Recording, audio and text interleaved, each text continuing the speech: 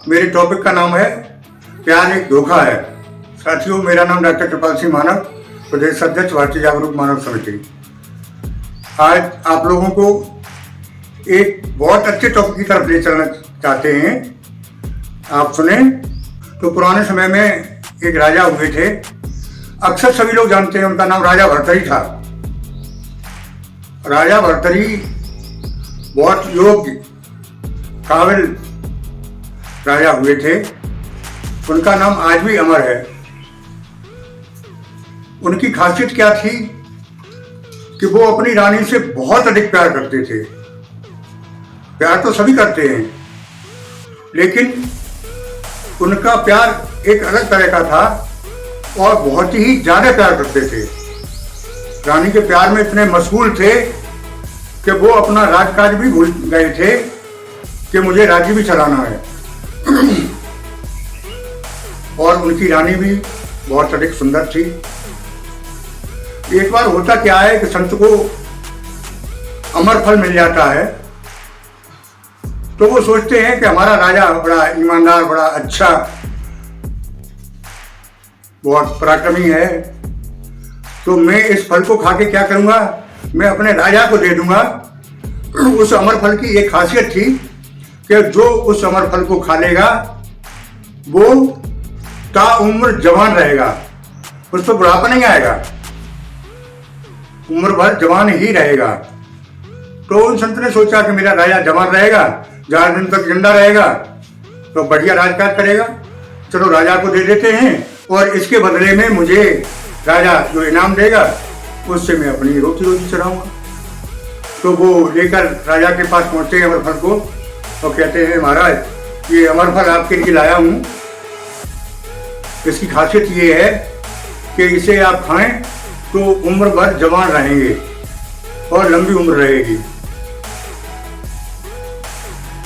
राजा ने उन्हें काफी दक्षिणा देकर विदा कर दिया और सोचने लगे कि ये अमर फल मैं अपनी रानी को खिलाऊंगा, मेरी रानी हमेशा जवान रहेगी तो मेरे लिए अच्छा है, मैं उससे प्यार करता हूं। तो खुद न खा के उन्होंने ले जाके अपनी रानी को दे दिया वो अमर फल कि लो भाई रानी, ये अमर फल को तुम खाओ। इसकी खासियत ये है कि तुम पूरे जीवन भर जवान रहोगी। रानी अपने यहाँ एक नौकर था महावत, उससे प्यार करती थी।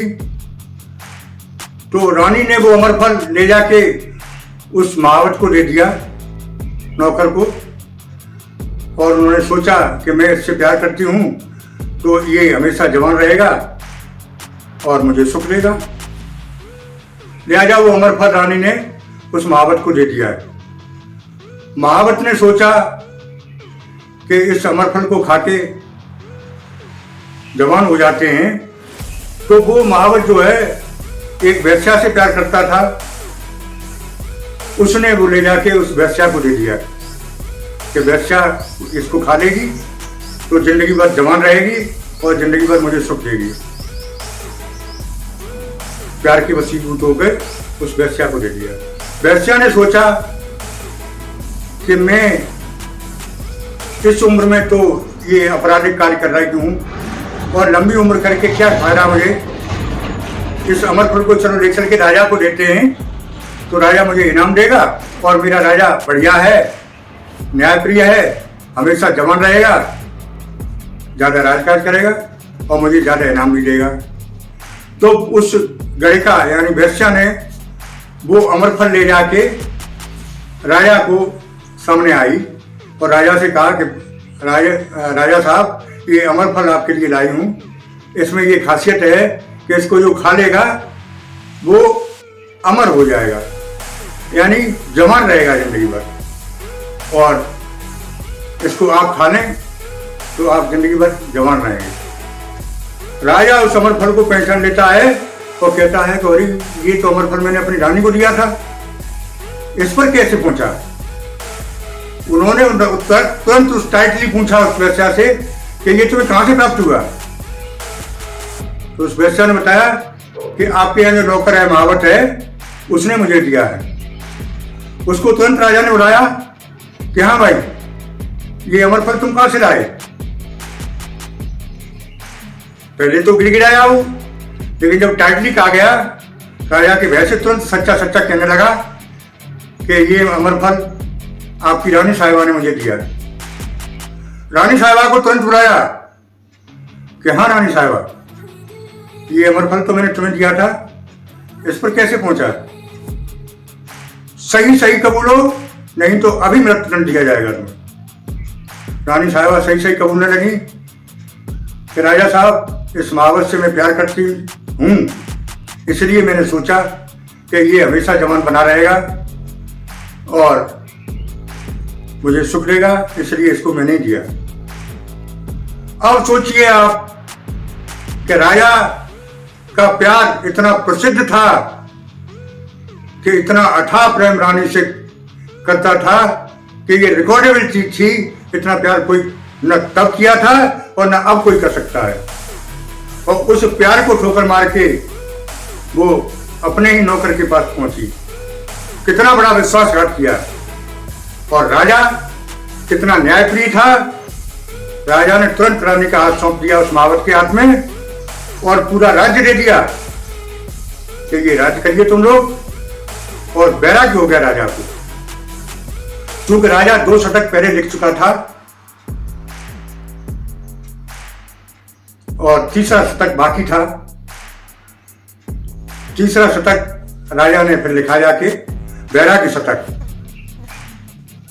पहला शतक था श्रृंगार शतक, दूसरा शतक लिखा नीच शतक, 2 शतक लिख चुका था। राजा ने बैराग्य शतक लिखा, राजा को बैराग्य हो गया और पूरा राजकाज छोड़ के वन को चला गया, वहां जाके बैराग्य शतक लिखा। तो साथियों, मैं युवा पीढ़ी को आगाह कर रहा हूं।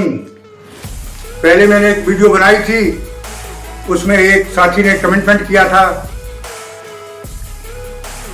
कि मेरी 5-6 गर्लफ्रेंड है, फिर भी 5-6 लाख रुपए कमाता हूं।